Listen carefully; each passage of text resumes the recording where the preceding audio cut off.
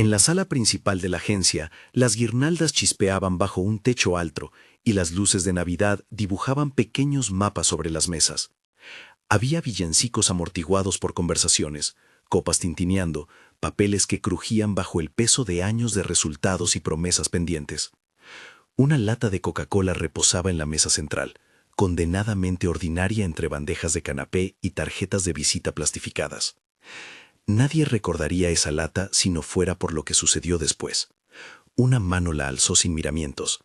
La bebida se volcó en un arco oscuro sobre un vestido y una persona cuyo nombre pocos querían pronunciar en voz alta. Nina Thompson Sterling estaba de pie junto al buffet, con el abrigo enroscado en el brazo y un rostro que mantenía la compostura como la superficie serena de un lago. Tenía la mirada de quien hace rato aprendió a medir el peso de las palabras y a no dejarlas en manos de la indignación. Era elegante sin estridencias, su vestido era sobrio, su peinado preciso. Su presencia, sin embargo, no la salvó de la crueldad que se disimuló en risas y en la obscenidad de una broma de oficina. Jessica Whitmore, que reía demasiado alto en la otra punta de la sala, empujó la lata con intención, y la Coca-Cola se derramó sobre Nina en un chorro oscuro que brilló bajo las luces navideñas. Un silencio cortó la música por un segundo que pareció infinito. Algunos soltaron risas nerviosas, otros filmaron. Brad Mitchell, con el teléfono en alto, buscaba el ángulo perfecto. La risita colectiva se transformó en un coro de compinches. «Mira la cara que pone», dijo alguien. «Es solo una broma», aseguró otra voz. La broma se transformó en humillación en menos de un parpadeo. El líquido pegajoso deslizó su camino por la tela y el alma de Nina se vio expuesta en un mar de miradas que pesaban como piedras. Dentro de Nina, sin embargo, no hubo violencia. Hubo un pulso pausado, una respiración contenida y algo que otros no supieron leer. No era fragilidad, era cálculo. Era la calma de alguien que había aprendido a contar no solo ofensas, sino datos, fechas, correos, patrones. En el reloj que colgaba de su muñeca, los segundos continuaron. En su teléfono, una pantalla encendió un mensaje redactado con frialdad controlada. Sus dedos temblaron lo justo para fingir sorpresa al tiempo que enviaban aquello que sabía que haría caer el siguiente dominó. Si esta historia te interesa y quieres ver cómo una humillación anónima puede transformarse en un movimiento, suscríbete y quédate hasta el final. La cámara del teléfono que grababa el incidente se movía con la seguridad del voyeur. La escena se multiplicó por las historias efímeras de quienes no midieron la gravedad del acto. El video, en silencio y con el brillo del fluorescente, comenzó a circular por los grupos internos y muy pronto por el móvil de un puñado de personas fuera de la oficina. En cuestión de minutos, lo que nació como un chiste de mala fe dejó un rastro digital que nadie podría borrar. Para muchos en la agencia, aquella noche sería un cliché más del calendario corporativo, la fiesta donde todo se toleraba, donde las jerarquías quedaban amortiguadas por el alcohol y las luces. Para Nina, fue el punto de inflexión que ella misma había previsto durante meses de noches solitarias frente a su ordenador, compilando pruebas, guardando correos, registrando patrones. Unos meses antes, Nina había llegado a la agencia con un currículum tan pulcro que algunos lo confundieron con una tarjeta de visita de otra época. Doctora en ciencias de la computación, experiencia en análisis de datos en sectores que exigían precisión y un proyecto que había llamado Prometheus en su libreta por el eco del mito, la ambición de encender una luz donde antes hubo oscuridad. Había pasado desapercibida en las reuniones, a menudo interrumpida por comentarios que se disfrazaban de humor. Le llamaban por error, se le echaba trabajo adicional sin compensación, se ignoraban sus propuestas hasta que un hombre las repetía en voz alta y aplaudían como si fueran nuevas. Las microagresiones eran constantes, desde los «no pareces una persona de tecnología» hasta los silencios largos que seguían a su participación en los brainstormings. Nina no guardó rencor, guardó evidencias.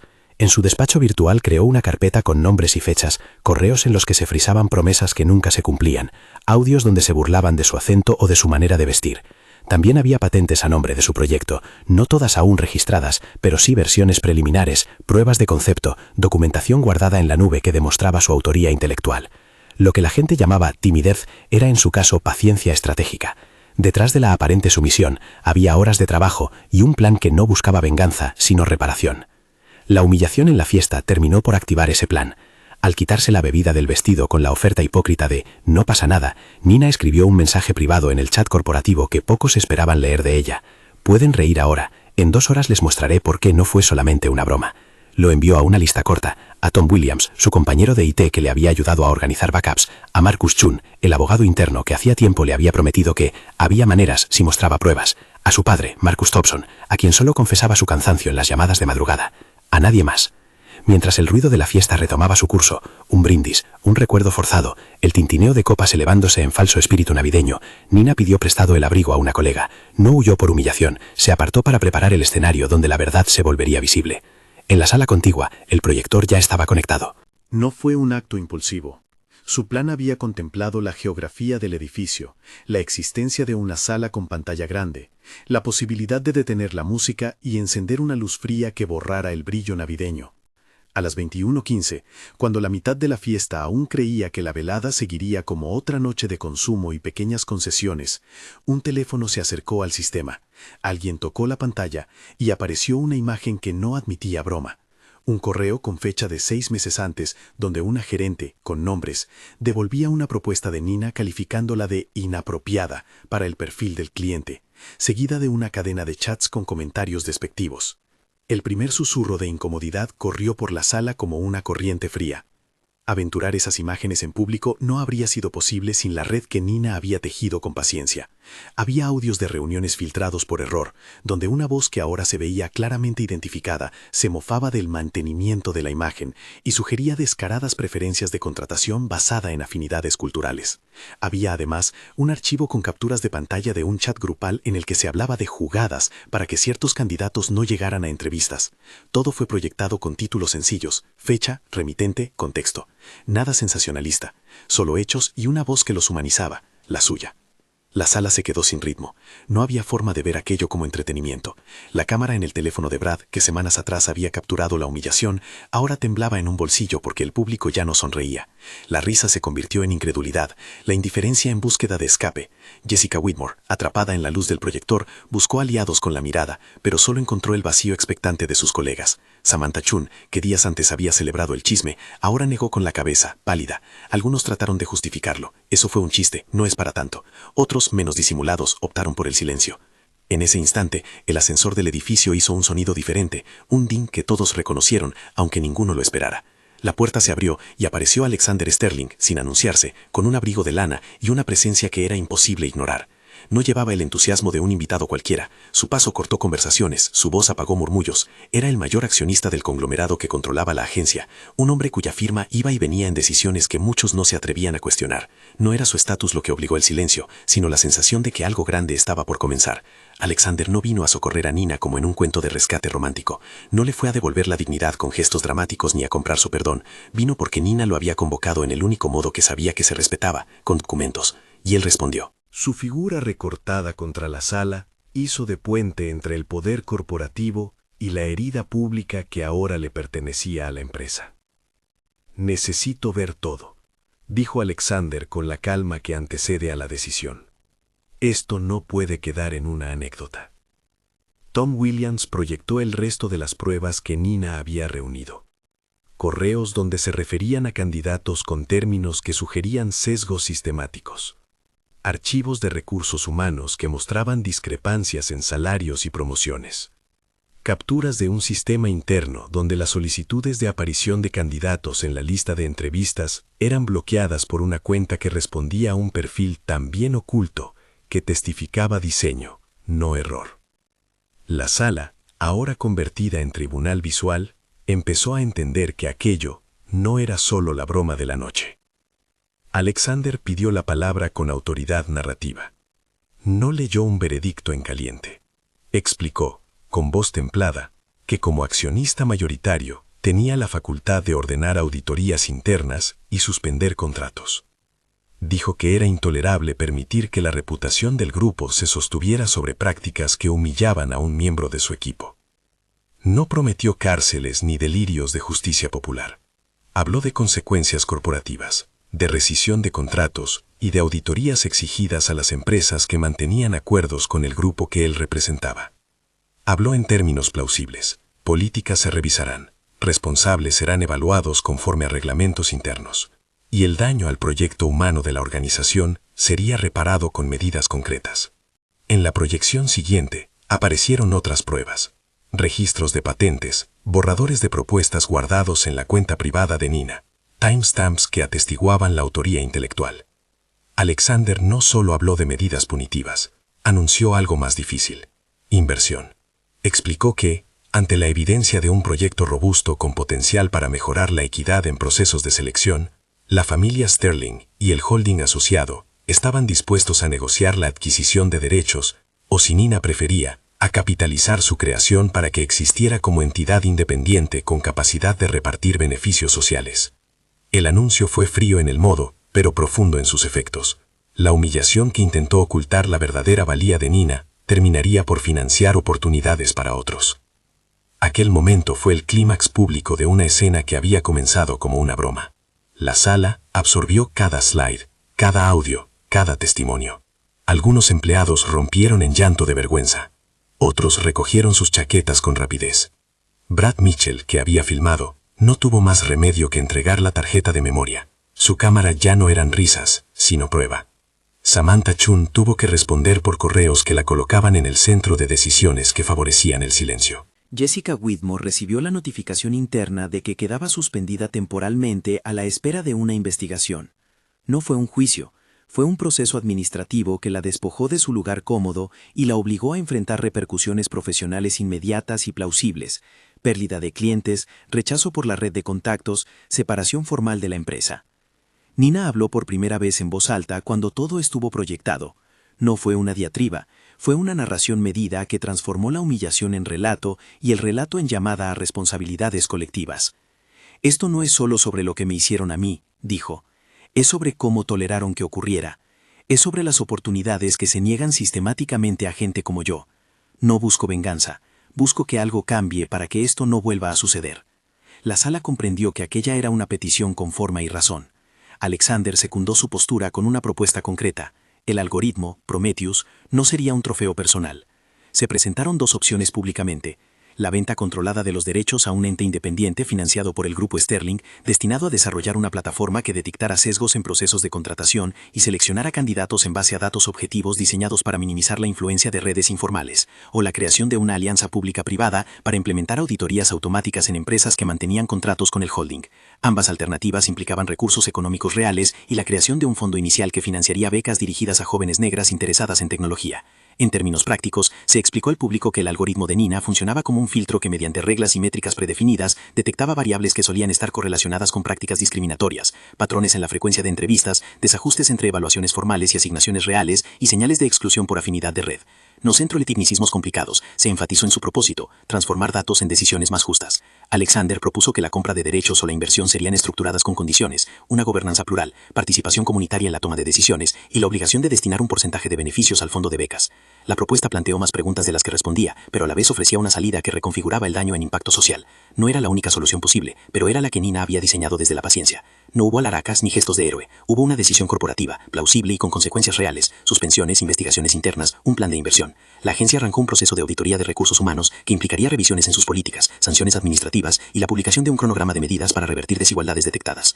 En los días siguientes, las consecuencias se multiplicaron en la esfera profesional y en la pública. Los medios recogieron la historia con un ángulo que oscilaba entre el escándalo y la denuncia legítima. La agencia recibió reproches de clientes que no toleraban la mala reputación. Algunos contratos se rescindieron, no como sentencia moral absoluta, sino como reacción comercial ante el riesgo de asociación. Los implicados vieron su red de clientes en retroceso y sus perfiles profesionales afectados. No hubo condenas penales proclamadas en la sala esa noche, y el relato lo subrayó, pero sí consecuencias laborales y reputacionales, plausibles y contundentes. Alexander, fiel a su palabra, inició conversaciones con Nina. No se trató de un acto de compra sencillo.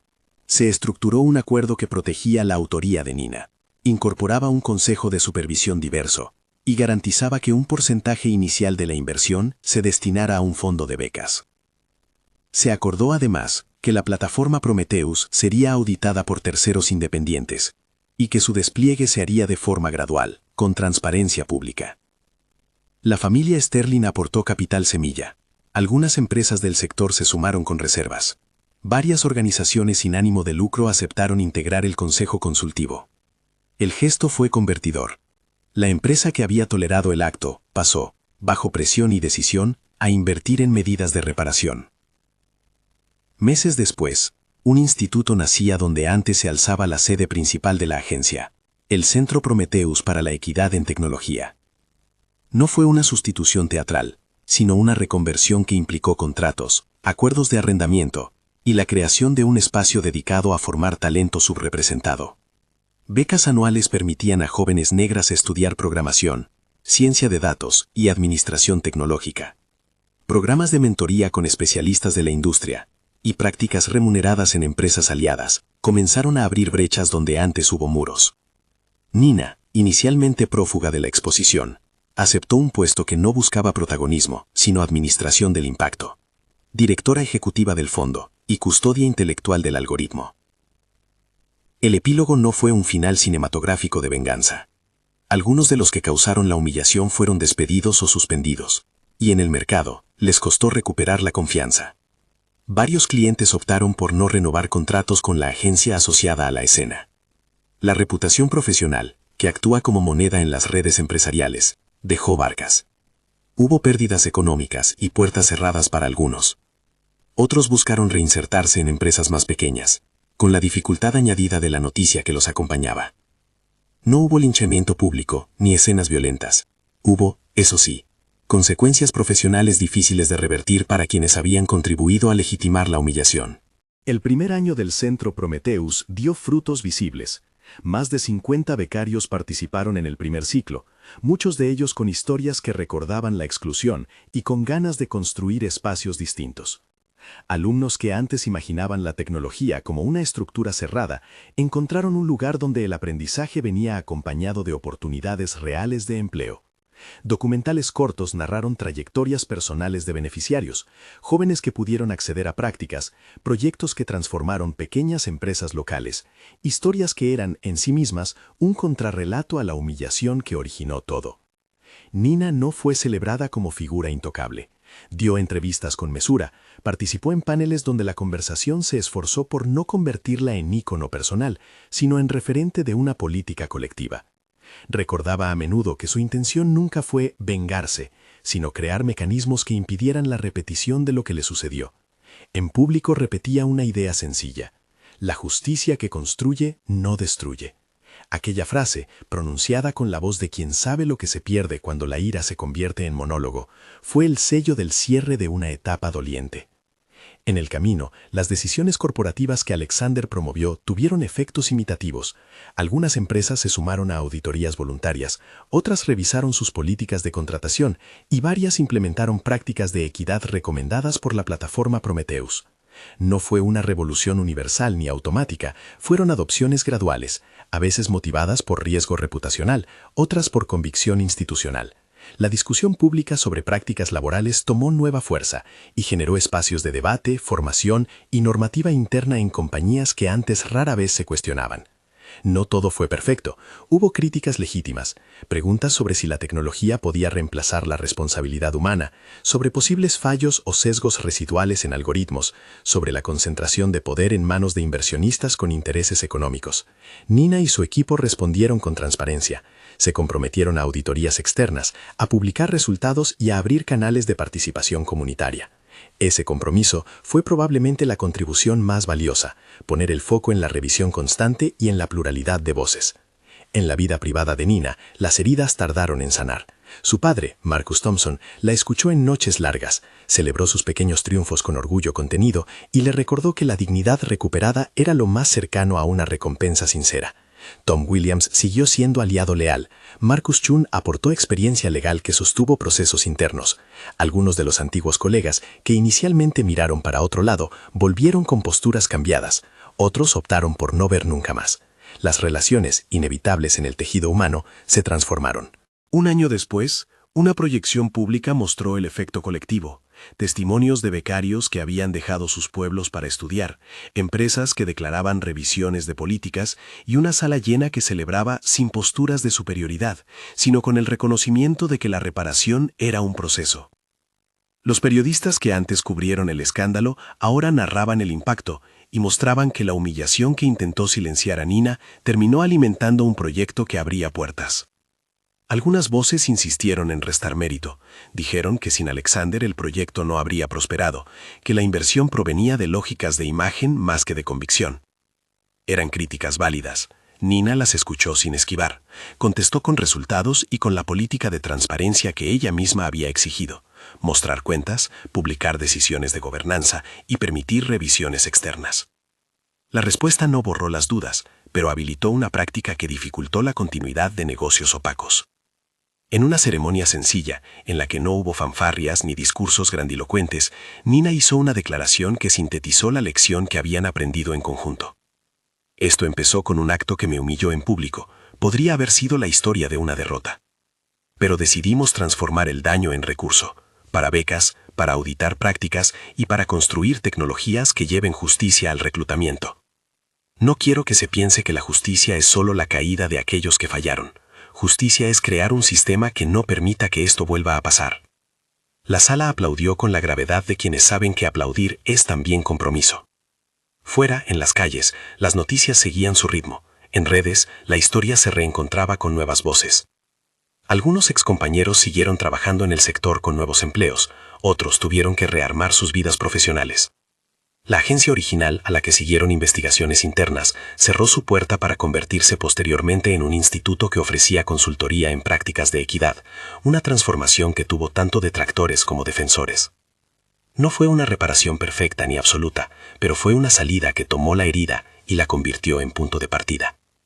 La última imagen que quedaría, años después, no sería la lata de Coca-Cola ni el momento de la caída, sino un aula llena de jóvenes programando, una becaria que mira al monitor con la concentración de quien sabe que puede cambiar el rumbo, un taller donde se discuten los límites de la tecnología y sus usos éticos. Nina, menos enfocada en la luz de la atención y más en la labor cotidiana, acompañaba proyectos con la distancia de quien sabe que los frutos se construyen con paciencia, no con venganza. Esta historia, que comenzó en una fiesta de Navidad entre villancicos y guirnaldas, terminó por subrayar algo sencillo y profundo. Las humillaciones públicas pueden revelar problemas sistémicos, y frente a ellas hay dos caminos. 1. La revancha que destruye. El otro, la construcción que transforma.